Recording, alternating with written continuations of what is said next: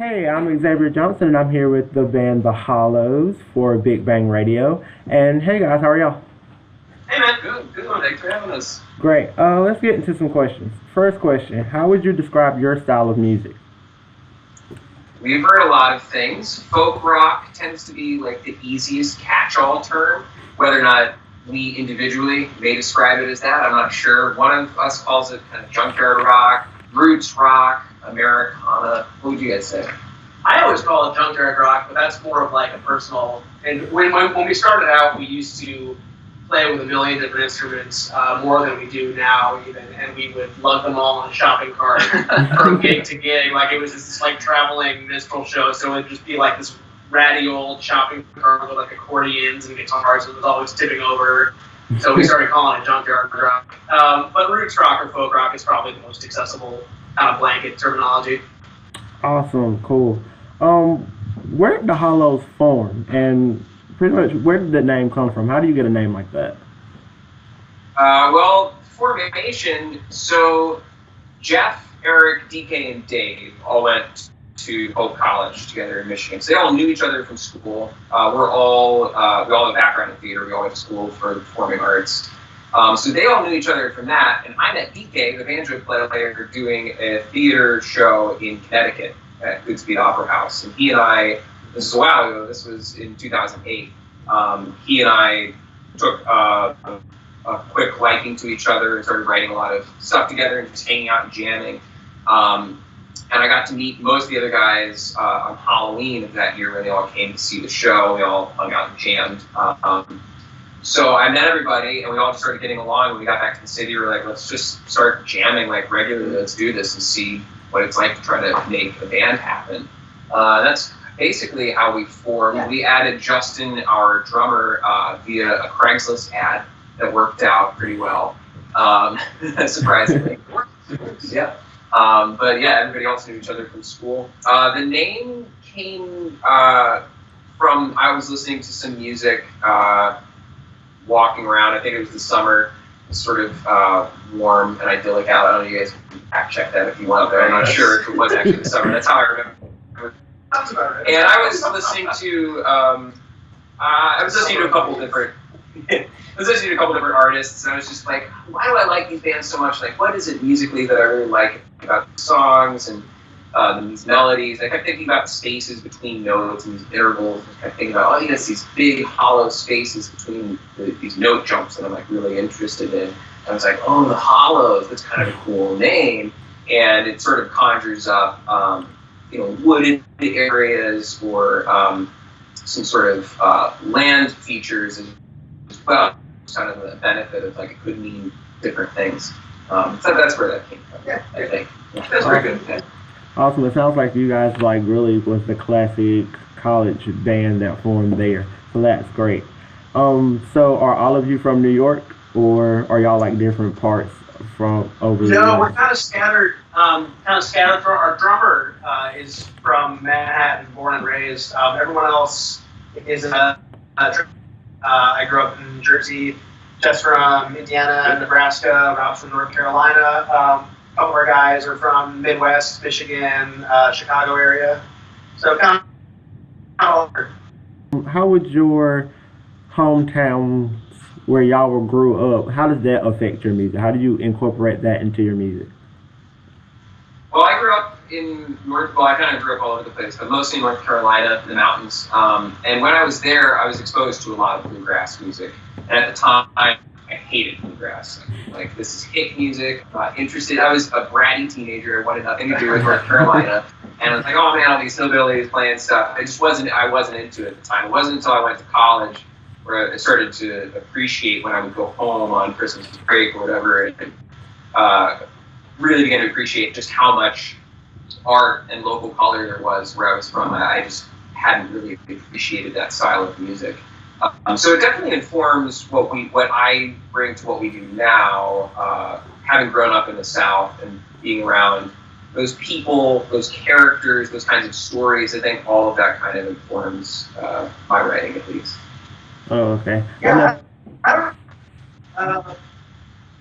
New York City, I think, definitely plays a prominent role. Like, as far as the group as a whole. Like, speaking personally, I don't know how much like growing up in the area really influenced like the style of music that I enjoy or that I listen to or write, more so than just whatever impact I had on my life. But I think living in New York City, which is this sort of melting pot of all these different kind of cultures and sounds and colors, that very much like has to do with our sound as well. It's, no one person writes. There's not one specific sort of genre. Every song is kind of its own little beast. That seems very New York to me. A question for Dave and Robby. We see here at Big Bang Radio that you guys play different instruments. Can you tell me what kind of instruments you play and why you play them? I played mostly keyboards because we had a piano in the house when I was growing up. That's the main reason, honestly. I didn't really pick it up until I was about 15 or 16, I think. I took like a year or so of lessons when I was a little kid, like 7 years old. And my piano teacher basically told my folks after a year, like, it's good, like, don't waste your money. I wasn't practicing, which was true. I lost interest. And then just picked up again, started teaching myself when I was a teenager. After that, I had been playing trumpet in the school band, so I kind of stuck with that. Picked up a little bit of guitar and harmonica and stuff in college, just messing around. And I've always sang, so it just sort of happened naturally. Didn't really plan it out.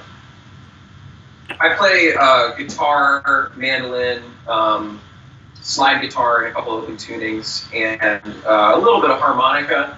In our early days, I played saxophone on like one or two songs, alto sax. That was my first instrument. I grew up playing sax in elementary school, middle school, high school. I didn't pick up guitar until the summer before my freshman year in college.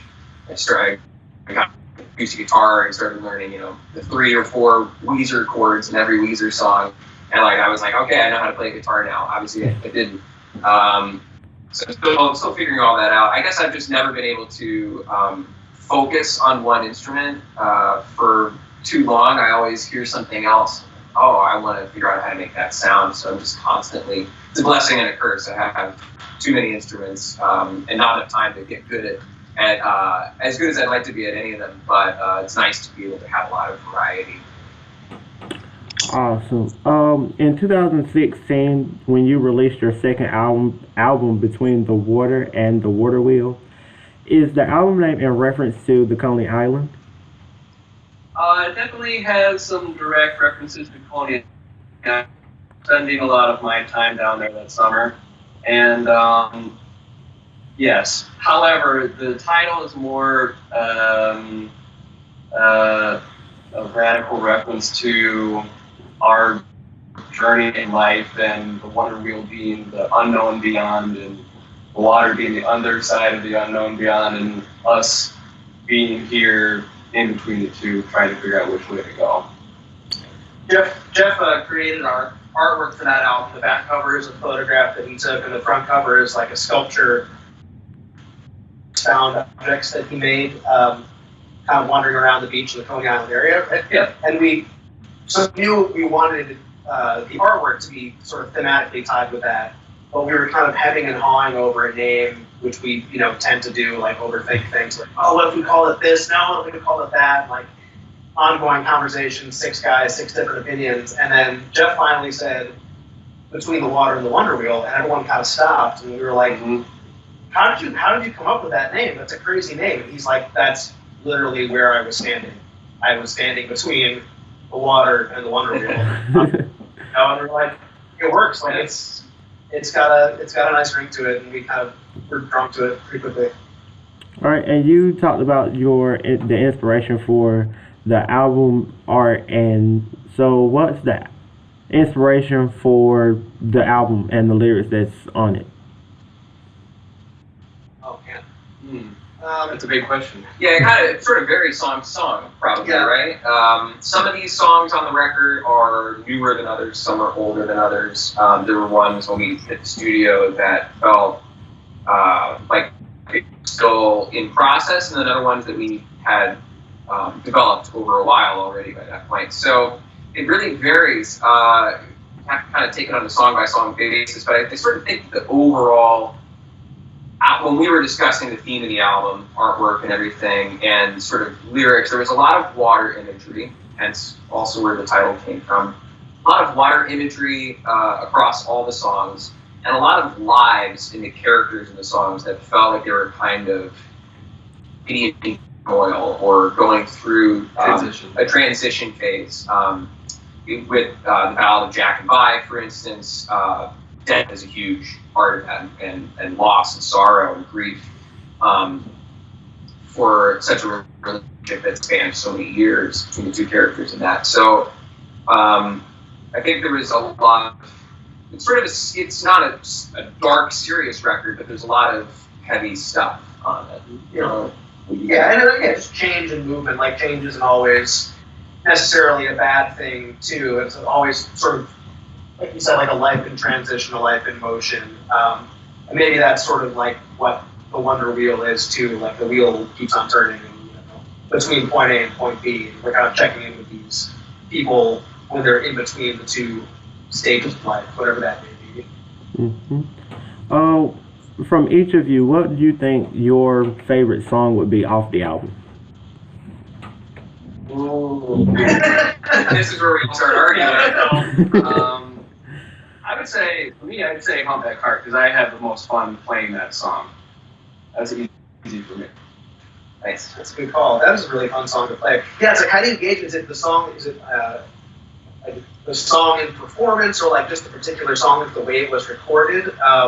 One track that we recorded, I think, in kind of an interesting way, and arranged instrumentally in a way that maybe we hadn't done with some other tracks, is the last tune, one of DK's, called Pioneers. Mm-hmm. That is a little bit kind of more sprawling, and it's a little bit like proggy. There's some kind of funky atmospheric sounds on it. There's some weird time signature changes and stuff. And like, that's sort of not something that we had really done before, and it took a while to get there, but we had a lot of fun with that one. That's sort of interesting to me as far as like potentially where maybe new material could live and eventually go.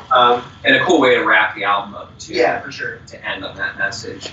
I think it's a hard question for me to answer. So I have like two parts. I would say that Ballad of Jack Bye, I think, is such a great, feels like a short story almost. Like, the form of it is very interesting. It has like a beginning, middle, and end. And it also on the album as a record, it ends the first side, which I think is such a cool way to finish the first side. So I love the Ballad of Jack Bye. Mountains to the Sea was such an interesting writing process because it started out as a much more ghostly, acoustic bluegrass song that John Sickett, our producer, pushed us into. He's like, well, what if it sounds more like a rock song? What if you played the electric guitar instead of and what if you listen to some Dwayne Eddy and see where that takes you? And it's like, oh, this is really interesting to have it like totally turned on its head. And I thought it was such an interesting suggestion, and we all just kind of ran with it. And the song became totally different from what it had been. And in the studio, he additionally, while we were recording it, was like, okay, what if it has a guitar or solo intro, which we hadn't done. We never rehearsed that. We were laying down takes of it right then and there. So we had to come up with a chord progression, a slightly altered version of the chord progression from the chorus of the song for that solo, and like all of that was very. My point is that we just rose the occasion, and we're like, cool, it's like, try this out. And he had great suggestions, and we just followed it with interest and with gusto. And so that was a cool process to be a part of. Hi, we're the Hollows, and this is the Ballad of Jack Bye.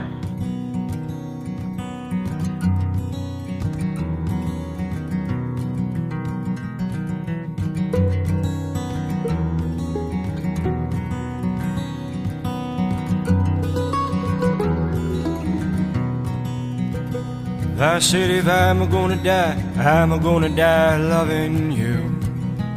Yeah, God can go to hell dancing with the devil on their honeymoon. It's a tripped up world, and honey, I've been thinking about the war we fought. The Dust turned up, but the rain is gonna show 'em all what we got. Yeah, yeah, yeah.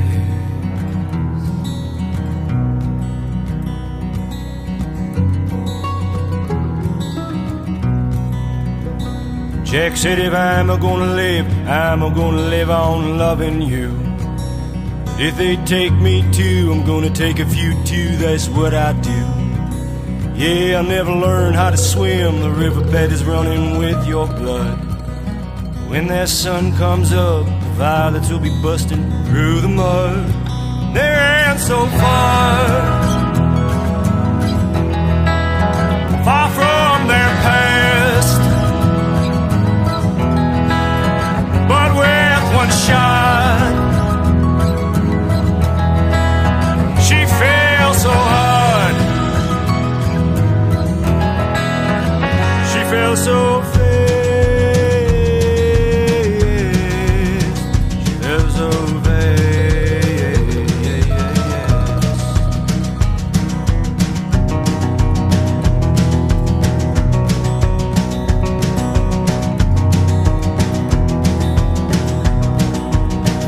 Jack said if I shoot the moon, maybe that'll give us just a little time. We gotta move soon, 'cause honey, if you go, it would be a crime. I can't wash these hands, same that are tangled in your hair. So blink those damn eyes and don't you let them settle, no, don't you dare. No, no, whoa, whoa.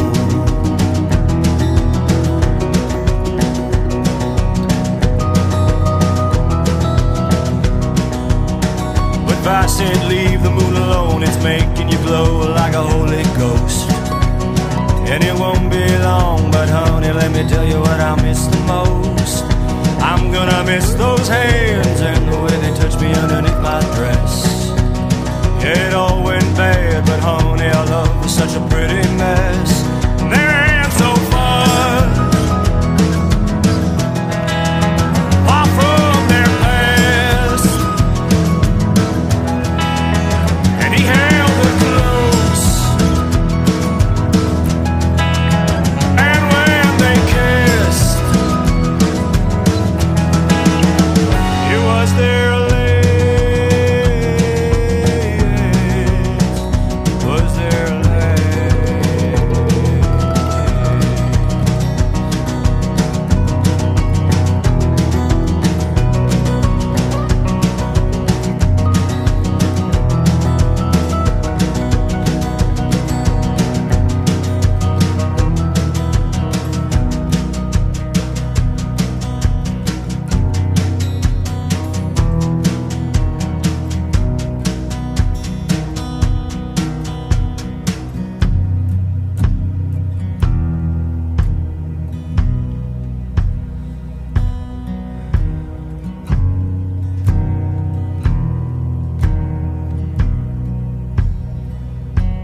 I said, Jack, my dear, we've got to get you a proper bed. You can't sleep on my grave. Haven't you been listening to a word I said? It's been 5 long years and now you're all just skin and bone. Honey, just because I'm gone doesn't mean you have to be alone.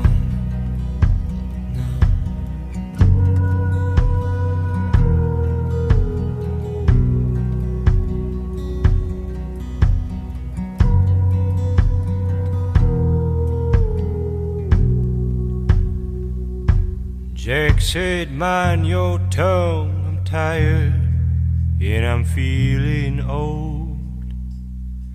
And it can't be long and I think I'm ready to just go cold.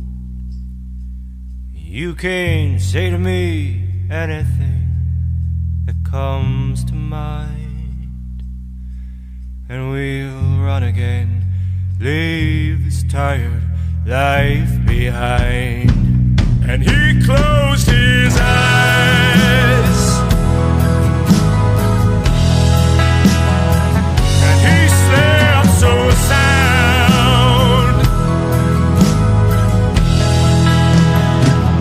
And when he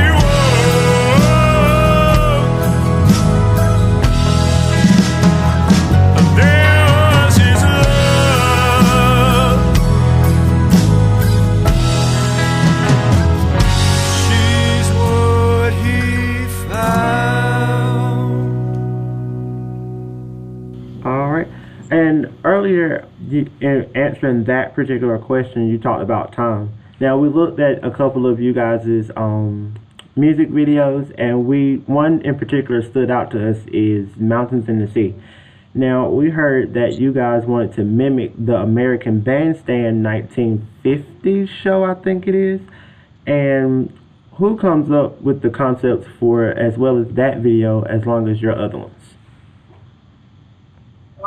Conceptually, the ideas come from all of us. That particular video, Rob wanted some certain key imagery to be seen, and we were directly referencing an animals video. Yeah, House of the Rising Sun from the 60s. And that kind of like early broadcast feel definitely influenced the entire production process. Performance style, color, all that kind of stuff in that world. So that kind of like helped us narrow down exactly what the imagery was. And then within that, DK and I are the resident carpenters of the band, and we built the waves and the mountain shapes. The light box with the Hollow's name on it. Had the whole like background marquee sign made, and the platforming and all that came together.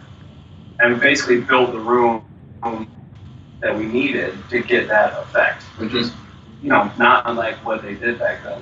It was a very large space. We had a warehouse in New Jersey that we were able to secure for a couple of days, which was great to have some time. I think we had 3 days, then 1 day of test shoots and builds, and then 2 days of shooting. Yeah, I particularly wanted to make sure we had a dance element to it, so we brought in as many people as we could get out there. Jeff was choreographer.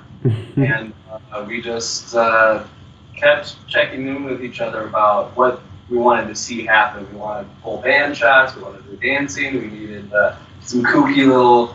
I wanted it to feel a little surreal too, like you're watching this, maybe an old broadcast from the 60s, although obviously it's not that old, but also like some moments of kind of magical realism there where you're like, I'm not sure what's going on, why is this guy eating a bowl of golf balls? I don't feel like that happened that much in the 60s, maybe once. Right.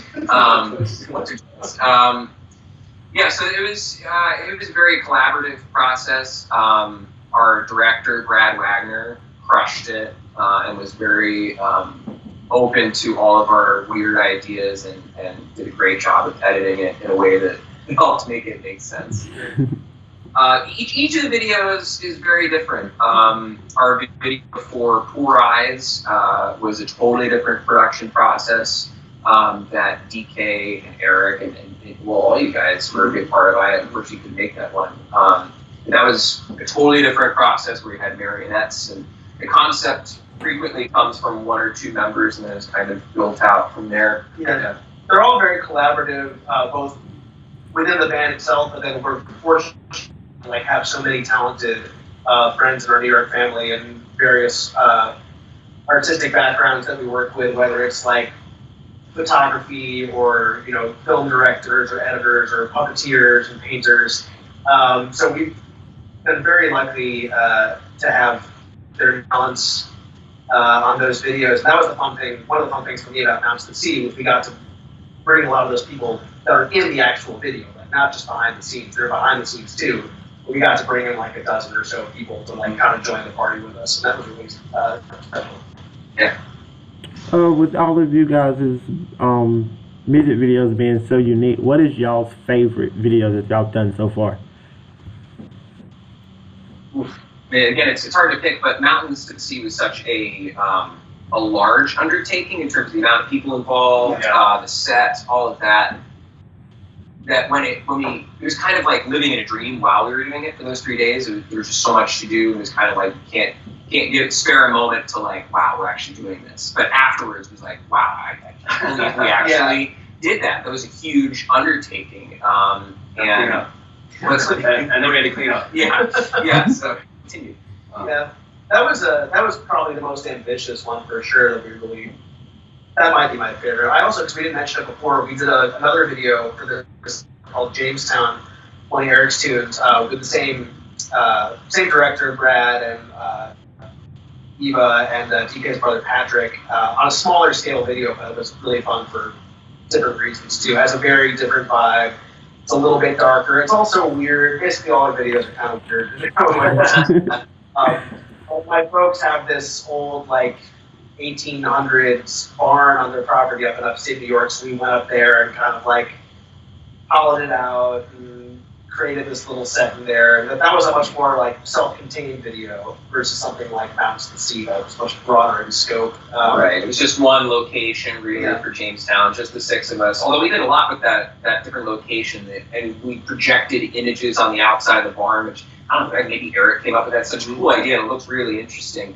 And then we just like hit each other with so much flour. I still have like this pair of boots that I wore during the shoot. I just like there's flour caked into them. I just they're just it's a lost cause. And I'll never forget that shoot because I had terrible allergies while we were there. It was like May. Oh yeah, your face was leaking. And I just like the whole time.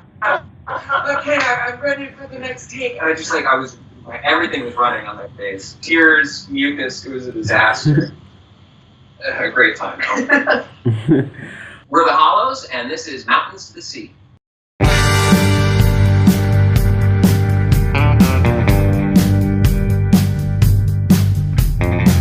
There is a place that I have seen it with my own 2 eyes.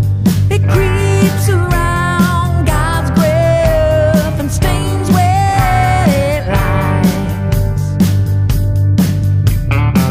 Well, only how the water wells and softly creep the pines. There I am drawn and set upon by corners of my mind. When I was born in the mountains, I left my home in the sea. I left my home in the mountains when I was born in the sea.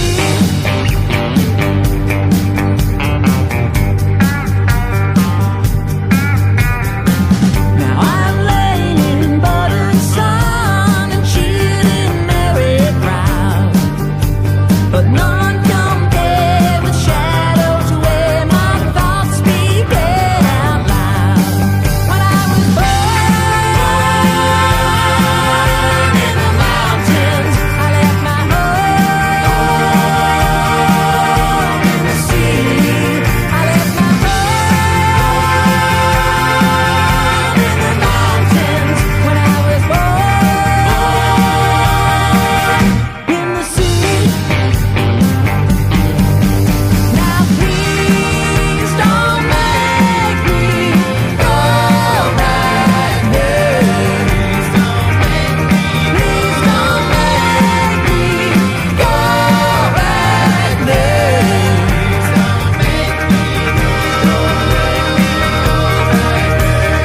the mountains, I left my home in the sea. I left my home in the mountains when I was born in the sea.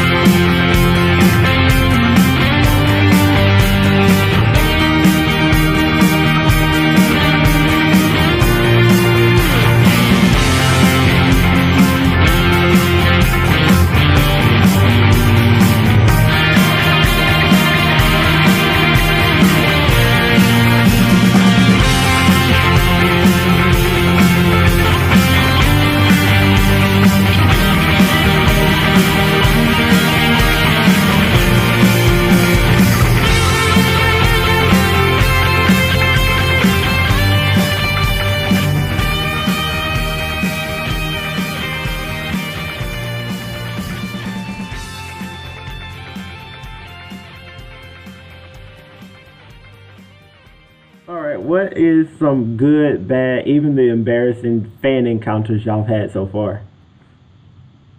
Fan encounters. We have definitely had like people be like, "Oh man, can I get on stage and like play with you right now? I play guitar. I'll get up there and play with you." Yeah, it's like, no, we're okay. I don't know if those are fans necessarily. Those are people who have been at the show, who've been moved to join us on stage. Sure. We've had a few people follow us to like after party or the bar next down the street, and they just like don't get the hint that it's like, we don't know who you are. We really don't know how to get rid of you. But chances are we won't because we're too nice. But for every one of those like awkward encounters, there's like a million really great encounters too. That like someone will end up talking to them for like until like 2 a.m. or just it'll lead to another gig, or it'll just lead to like a friendship. Like there are like people that we knew just through gigs or through like photographers that we're now like very good friends with. I don't know if this qualifies as a fan encounter, but definitely like an embarrassing sort of fan connection that I remember from our early days was, it was like our first year, and it was like our first of the mini tour was at like 2010. Like it was our first time playing out of town, and we were playing our first mid-sized theater, which we had like, no business really playing because we couldn't really fill it. We had played like a lot of small clubs in New York, and we were closing out the set with this tune off the first record called Sticks and Stones. That has like some group vocals in it at the end, and you know it's like you're up in this big theater with like the stage lights in your face, and you can't see who's out there, you know. And when we played the show at home in New York, which was then like small venues like Pete's Candy Stores, it's a great little venue. We played a lot, but you could probably squeeze a couple dozen people in there, and it's packed, you know. So we had this moment where we would always encourage people to sing along at the end of the tune. And the last tune, I was feeling pretty amped up about it. And I was like, all right, we're gonna bring the house lights up so we can see your faces, and we're all gonna sing, you know. And then they bring the lights up, and there's like 35 people in this like 500 seat theater. And I'm like, we're gonna bring those back down. But they were loud. Those 35. Yeah, they were loud. That was great. And I'll just say that it's cool to talk to people after the show. When we were on tour this summer, we got to meet so many people that we knew from days gone by that have moved to other places. We were able to catch up with them in Austin or wherever we were. But it was also cool to meet so many people, so many friendly people across this country who just wanted to talk to us, loved the music. There's oftentimes a lot, I hate to say like a dad contingent, but there's like a middle-aged crowd that's kind of surprised to see guys our age playing music that sort of harkens back to maybe the 70s, maybe the 60s, depending on the song. I think people are in that age bracket are always pleasantly surprised, like, oh, why are you guys like into this? Like, who do you guys listen to? And we're like, the band, Creedence Clearwater Revival, Crosby, Stills, Nash and Young, and they're like, what? People still listen to that? And they're just so pleasantly surprised. So it's cool to connect with people that have a historical appreciation of bands that have influenced us. Dad rock. Dad rock. Yeah, you can add that to our answer to the first question. Dad rock. And y'all talked about going on tour and coming back from tour and things you've experienced. Are there any different rituals or different things that you do before you get on stage and perform, or even after? Before and after, or both, there's usually a couple beers involved, probably. I mean, we call it hollowing in. We'll just do a little check-in with the director for the set, whether that happens backstage or even if it's on stage. Like, depending on the gig, like, you might be rushing to set up, and then you kind of have to start the show because you have a set amount of time, and you just kind of take a minute and take a breath and make eye contact with everyone. Yeah. We're doing this together, and enjoy the moment. I don't know if we have any other like real rituals, really. Really, there are a couple things that, on an individual level, that I try to practice just for even a minute right before the show, if I can. Just challenging things that I know I'll have to do in the show, usually instrumentally. I'll try to, as a vocalist, it depends on the show. Sometimes I'll warm up vocally before the show, but if it's late enough at night, my voice is kind of naturally warmed up throughout the day, that I don't have to do too much. But sometimes we have like an 11 a.m. show, that Kohler show. Oh yeah. There were some early shows on tour that required a little bit of like, okay, I need to wake up a little earlier today. I need to warm up again. Just a minute. What are y'all current or future goals as a band to accomplish?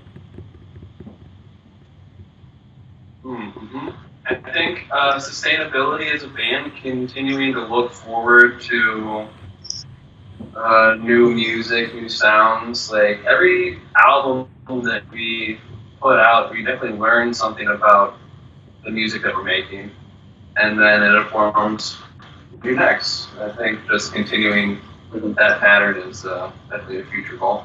Yeah, and playing outside the city more. For as long as we've been together for about 8 years, but the majority of those shows have been right here in the city. We didn't have our own transportation until this really. So we've been focusing on getting out of state more. I think we've done 27 states now with this last tour. We're going to try to do a few more this spring or summer. So stay tuned for updates on that. And we love our New York family and we wouldn't be here without them, but it's also like they've seen our show so many times. And the thing is that so many of them will keep coming back, which is really touching in many ways. But it's also like, all right, these people have seen the show. Let's get these songs to people that have no idea who we are, like have not seen it before, so we can like expand our family, So that's definitely a goal. Yeah, I think musically, like you said earlier, Between the Water and the Wonder Wheel finishes with Pioneers, which is such like an interesting, almost otherworldly way to cap off our message on that record with like, we don't know what's next, but this is a pretty out there song, and maybe there will be more of this. And I find that really exciting. I'm really stoked to work with these guys on new songs. I think we have a lot of stuff that that is very in the Hollows wheelhouse, and I think we have a lot of stuff too that's also kind of pushing the envelope and moves in that Pioneers direction potentially. So I'm really interested to see where we wind up with the next one. All right, and speaking of like new things that y'all are doing, are there any new projects y'all would like to share with us? A couple of other guys who aren't here right now, but DK and Justin and myself, so half the band, back up this guy named Phil Pickens, great songwriter. Just finished tracking on a record of his that'll be out within the year. So I would definitely recommend checking him out. He's a great guy. DK and Eric, who aren't here, are actually directing and helping create the devised work at Hope College with the students there, which will feature a lot of original music, a lot of cool stuff. We're really excited to see what that's going to look like. I'm also an actor. I'm doing a production of Jesus Christ Superstar in Raleigh, North Carolina for 3 weeks.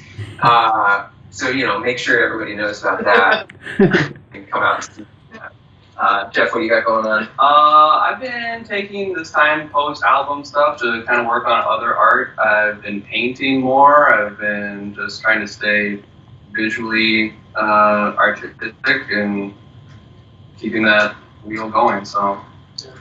Justin, our drummer, is also taking classes in music production, and he's experimenting with a bunch of mixing and synth stuff, which I think has been really fun for him and kind of a creative outlet that he hasn't necessarily been able to pursue as fully until maybe recently. And he's coming up with some pretty wild stuff. It's great. Awesome. What is the best way for fans to get in touch with you guys if they want to talk or just say thank you or anything? Come talk to us. Give us a hug, man. Yeah. I mean, in person, come talk to us, absolutely. Like, we always talk to people before after the show, especially after, once we've all kind of unwound a little bit and packed up the gear. We love connecting with people right after the show. As far as remotely, like the website, thehollowsonline.com. We're on all the social media stuff, Facebook, Twitter, Instagram, to keep up with like our sort of day-to-day stuff. There's a mailing list. If you come to a show, you can sign up for the mailing list. I'll email you. No, we only do snail mail. The snail mail mailing list. And hand letter. Actually, that's a good idea. That's a good idea. I do that. There's 600 people. I don't want to do that. Yeah. All right. Thank you, guys. Hey, we're the Hollows. This tune is called Midnight Band. If I didn't join in a midnight band, people hear my song all across this land.